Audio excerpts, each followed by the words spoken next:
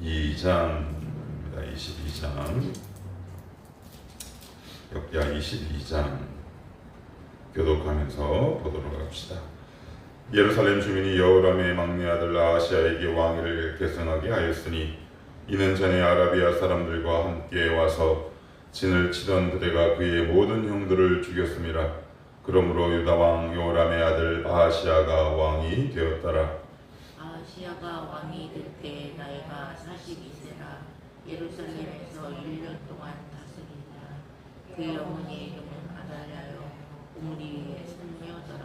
아하시야도 아합의 집 길로 행하였으니 이는 그의 어머니가 꾀어 악을 행하게 하였음이라.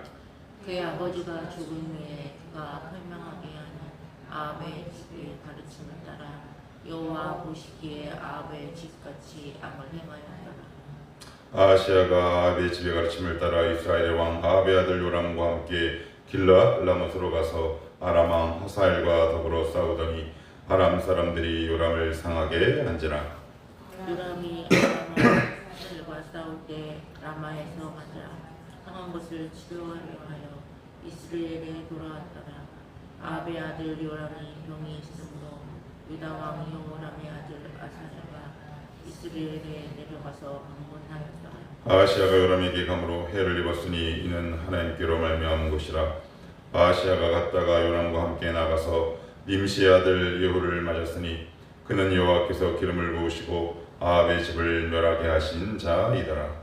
예후로 하여금 아합의 집을 심판하게 하실 때 유다 방백들과 아하시야의 형제들의 아하시야를 섬기는 자들을 만나서 죽였고 아하시야는 사마리아에 숨겼더니 예후가 찾음에 무리가 그를 예후에게로 잡아가서 죽이고 이르기를 그는 전심으로 여호와를 구하던 여호사밧의 아들이라 하고 장사하였더라.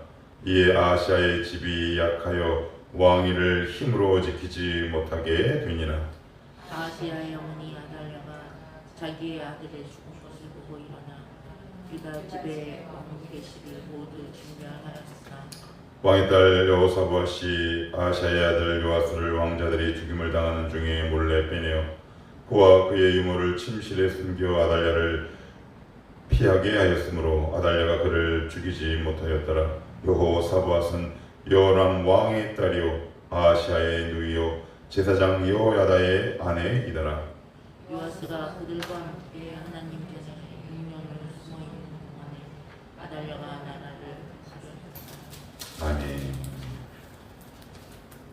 여호사밧, 그 다음에 여호람, 그 다음에 아하시야 이렇게 됩니다. 여호사밧 때까지 유다는 정말 번성하던 나라였는데 여호람 왕 들어서면서부터 남유다의 구분이 급격하게 기울고요. 그리고 그의 아들 아하시야가 왕이 될 때는 이게 북이스라엘인지 남유다인지 모를 정도의 다양한 일들이 발생을 합니다. 그러니까 좀 거친 표현으로 얘기하면 엉망진창이 되어버리는 거죠. 저 사람이 정말 예수 믿는 사람 맞나? 저 가정이 정말 예수 믿는 가정이 맞나 싶을 정도로 그 가정과 한 개인을 그냥 휘집어 놓는 거죠. 가치의 혼돈뿐만 아니라 여러 가지 혼미하고 혼돈스러운 일들이 남유다에 일어나게 되고요. 그리고 북이스라엘에게서만 일어날 법한 일들이 남유다에도 일어납니다. 그럼 과연 이런 것들을 보고 하나님은 어떻게 하시면 좋을까요? 그 질문을 지금 던지고 있어요. 하나님이라면 과연 어떻게 하셔야 할까? 거기에 대한 답이 이제 나오는데 1절 보시면 예루살렘 주민이 여호람의 막내 아들 아하시야에게 왕위를 계승하게 하였으니 이는 전에 아라비아 사람들과 함께 와서 진을 치던 부대가 그의 모든 형들을 죽였음이라. 그러므로 유다 왕 여호람의 아들 아하시야가 왕이 되었더라. 여호람이 자기의 동생들을 싹 죽이잖아요. 그런데 자기도 똑같은 일을 당하게 됩니다. 한 명만 남고 다 죽게 되는 거죠. 여호람의 아들 가운데 아하시야만 딱 한 명 남습니다.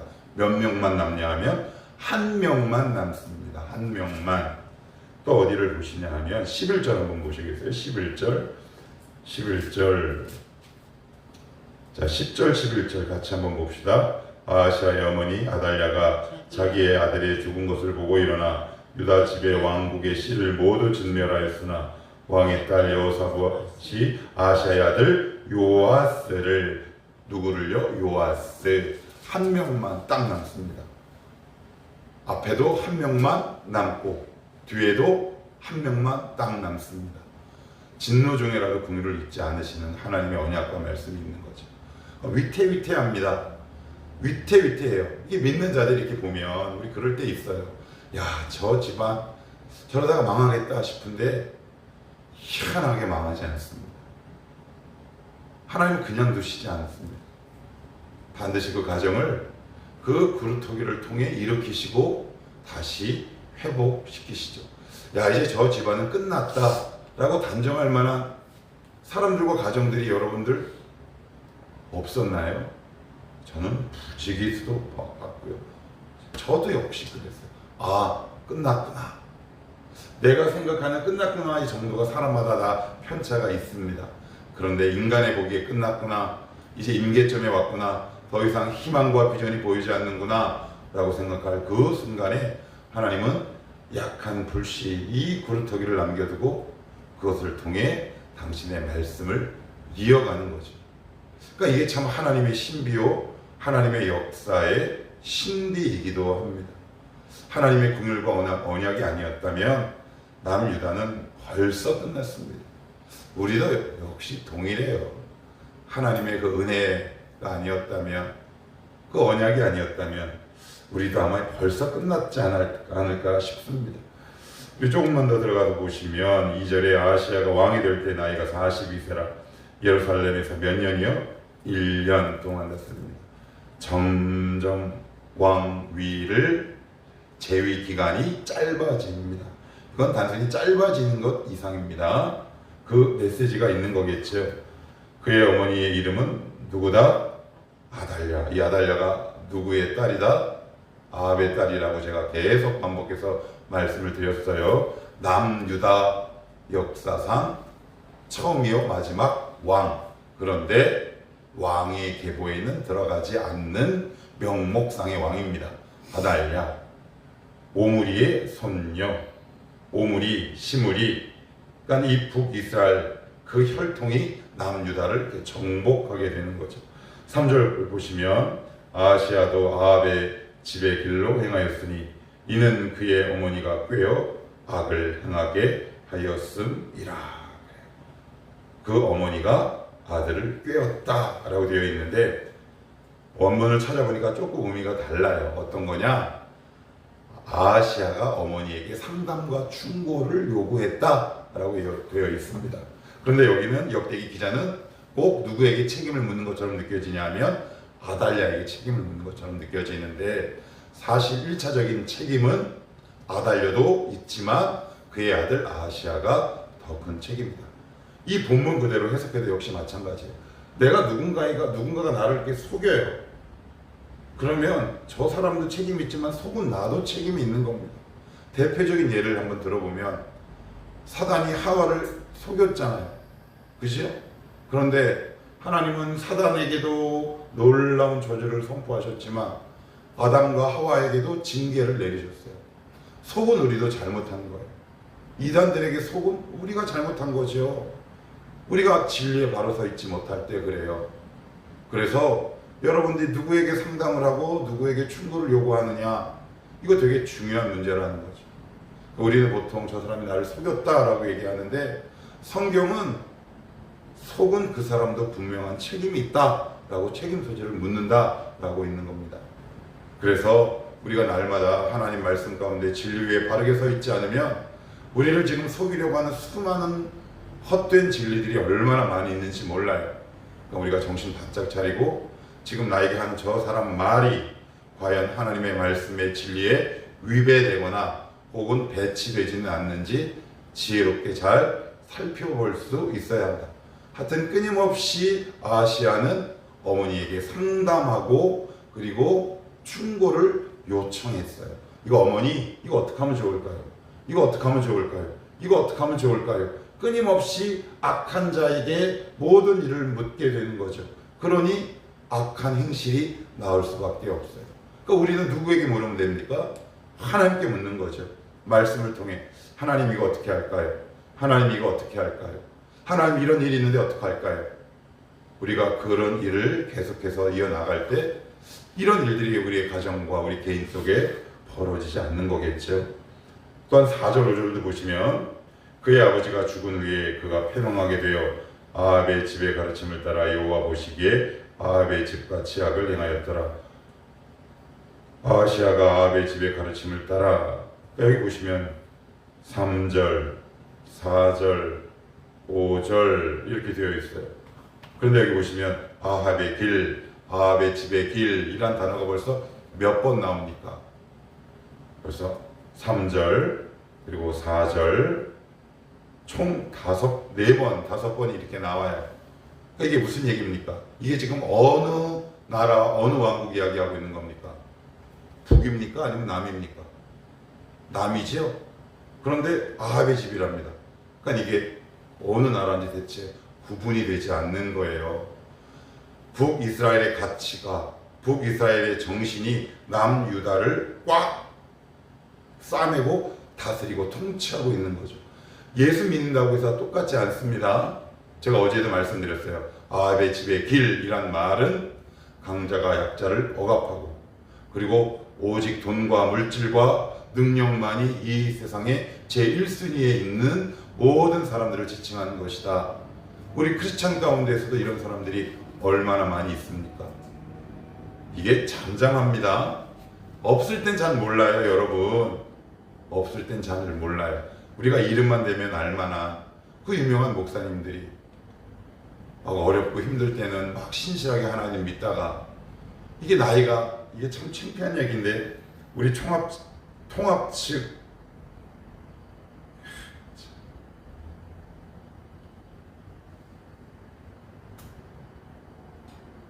어떤 목사는 불륜하고 교회 나가라 그랬더니 교회 측에 10억을 요구해요. 아마 아시는 분은 다 알 거예요. 그분 처음부터 그랬을까?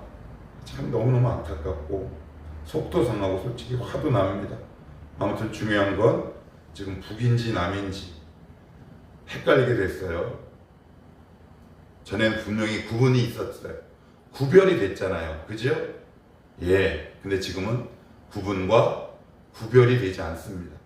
예수를 믿는지 예수를 안 믿는지, 저 사람이 절에 다니는 사람인지 교회에 다니는 사람인지 도저히 알 수 없게 된 그 지경이 바로 여호사밧에 이은 여호람이 그 악을 마중했다 그랬어요. 마중물이 되어주고 물꼬를 터줬어요. 그랬더니 그 죄가 남유다에 관영하게 되는 거죠. 그래서 남유다에 온통 그런 사람들이 차고 넘치게 돼요. 이제 점점 악화 일로를 걷게 돼요. 한 번 잘못된 이 실수를 통해 남유다가 점점 북이스라엘의 길을 답습하고 걸어가게 된다. 7절, 8절도 보시면 아하시아가 요람에게 가므로, 이제 아하시아가 여기 보면 요람인데 이게 북이스라엘이에요. 북이스라엘. 그래서 제가 어제 이렇게 말씀드렸어요. 남에도 여호람 왕이 있고 북에도 여호람 왕이 있는데, 북이스라엘의 여호람은 누구의 아들? 아합의 아들. 그리고 밑에 여호람은 여호사밧의 아들. 근데 둘 다 이름을 같이 졌다 그랬죠? 그런데 그 여호람을 다른 말로 요람이라고도 해요. 그러니까 여러분 성경 읽을 때 이게 역사서, 특별히 역대기 열왕기상이 여러분 사전 지식이 없으면 읽을 때 막 헷갈려요. 야, 이거 뭐 여호람이 이게 뭐야 이거? 둘이 헷갈렸나? 여호람이 두 명이 있는데 북에도 있고 남에도 있다. 그런데 북이스라엘의 여호람을 요람이라고도 부른다. 그래야지 성경 읽을 때 헷갈리잖아요. 그래서 7절에 아하시아가 누구에게? 요람, 다른 말로 여호람에게 갔어요. 그러니까 이제 거의 형제 자매처럼 지냅니다. 그죠? 형제 자매처럼 지내요. 한번 읽어볼게요. 해를 입었으니 이는 하나님께로 말미암은 것이라. 아하시아가 갔다가 요람과 함께 나가서 님시 아들 예후를 맞았으니 그는 여호와께서 기름을 부으시고 아합의 집을 멸하게 하신 자이더라. 그래요. 님시의 아들 예후. 그래요. 이 예후는 딱 한 문장으로 정의가 되는 사람이에요. 이 사람의 딱 하나의 사명이 뭐냐면 아합의 집을 멸하게 하신 자. 하나님은 악한 자를 악하게 때에 맞게 사용하십니다. 그러면 우리는 이런 사명을 받고 살아갈 이유는 전혀 없겠죠. 사람마다 저마다 사명들이 다 있어요. 여러분, 사명이 없는 사람은 이 세상에 아무도 없습니다. 하나님은 우리를 그렇게 만만하게 계획해 놓지 않으세요. 저마다의 사명이 있습니다. 그런데 님시의 아들 예후는 어떤 사명이냐면 북이스라엘 아합의 집을 멸망하게 하는 사명을 갖고 있어요. 어떤 사람은 선한 사명을 갖고 이 일생을 살아가는 사람이 있는가 하면, 어떤 사람은 깨어있지 못한 사람은 나를 통해 누구를 쪼고 깨는 사명을 갖고 있는 사람이 있습니다. 이게 되게 아픈 겁니다. 제가 기도할 때 한 번은 이런 생각이 있었어요. 이런 생각이 문득 들었어요.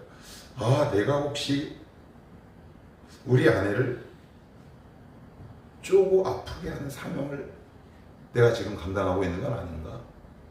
어느 정도 세월이 좀 지난 다음에 이런 생각이 문득 들더라고요. 아, 이러면 안 되겠다. 오히려 이 사람의 약점을 보완하는, 오히려 가정을 세우는 사명을 내가 감당해야 되겠다. 물론 시간은 좀 걸려요. 시간은 좀 걸립니다. 깨닫는데 이렇게 뿅, 기도하면 이렇게 뿅 하고 오지 않아요. 때로는 부딪히고 깨지고 상처 주고 막 거기다가 소금도 뿌려보고 이런 시행착오를 겪으며, 아, 내가 이 사명을 감당해 왔구나. 그렇다면 나는 이 사명을 감당하지 말고 세우고 회복하는 사명을 감당해야겠구나 라는 것을 그때 알게 됩니다. 하여튼 중요한 건 이 세상에 사명이 없는 사람은 없어요. 심지어 저 속썩이는 저 사람도 나름대로의 소명과 사명을 감당하고 있다. 그런데 예후는 어떤 사명을 감당하고 있는 사람이다? 아합의 집을 멸망하게 하는 사명, 이 1차적인 소명을 감당하고 인생을 살다가 죽죠. 그런데 우리는 절대 그렇게 되지 않아야 한다. 8절에 보시면 이런 표현이 나와요. 예후로 하여금 아합의 집을 어떻게 해요? 심판의 도구로 평생 쓰임 받다가 이 생을 마치게 됩니다. 자, 우리 이번에는 9절을 한번 읽어봅시다. 자, 9절입니다. 시작. 아하시야는 사마리아에 숨었더니 예후가 찾음에 우리가 그를 예후계로 잡아가서 죽이고 이르기를 그는 전심으로 여호와를 구하던 여호사밧의 아들이라 하고 장사하였더라. 이에 아하시야의 집이 약하여 왕위를 힘으로 지키지 못하게 되니라. 그래요. 아하시야, 그 다음에 여호람이 동맹을 맺어서 아람 길랄라못을 치는데 그 전쟁터에 나가서 북이스라엘 왕이 치명적인 부상을 입어요. 그래서 이 아하시야가 동맹을 맺었으니 병문안 가야 될 거 아니에요. 그죠? 여긴 아사라라고 되어 있는데 옥이에요. 그래서 이 아하시야가 맞습니다. 그래서 올라가서 병문안을 하던 와중에 누구를 만났냐면 예후를 만나게 됩니다. 그래서 예후가 거기서 여호람도 죽이고 누구도 죽인다? 아하시야도 함께 죽여버립니다. 자, 그런데 9절 그 이유를 성경은 이렇게 증언해요. 제가 한번 읽어볼게요. 9절 맨 끝에 집이 약하여 왕위를 힘으로 지키지 못하게 되니라. 그래요. 왜 왕위를 힘으로 지키지 못한대요? 힘이 약해서. 그래서 얼마나 많은 사람들이 힘을 키우려고 합니까? 그지요?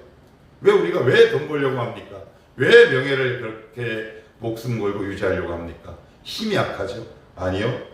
거기까지만 보신 거면 성경을 잘못 보신 거예요. 약한 게 먼저가 아니라 죄가 먼저예요. 죄가 들어오면 약해집니다. 여러분, 죄가 들어오면 약해져요. 그래서 거룩은 곧 나와 가문을 강하게 세워가는 가장 귀한 바탕이요 지름길이라는 사실을 우리 성도들은 기억하실 수 있어야 돼요. 이걸 오해해요. 그래, 내가 세상에 나가보니까 약한 게 서럽더라. 그건 세상 사람의 가치와 관점이에요.